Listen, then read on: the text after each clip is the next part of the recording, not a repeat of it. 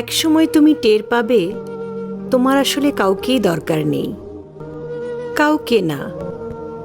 বারবার এলোমেলো হয়ে যাওয়ার পর পৃথিবীর প্রতি একরাশ অভিমান করে তুমি আস্তে আস্তে নিজেকে নিজেই গুছিয়ে নিতে শিখবে।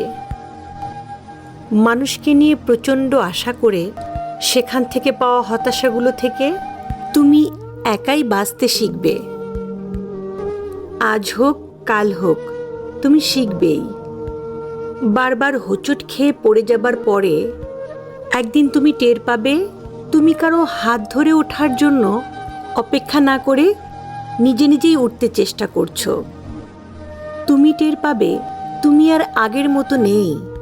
সেই প্রচণ্ড রকমের ইমোশনাল, অভিমানী, বেশি আশা করা এবং অল্পতেই হতাশ হয়ে যাওয়া সেই দুঃখবিলাসী মানুষটা তোমার মাঝে আর বাস করে না।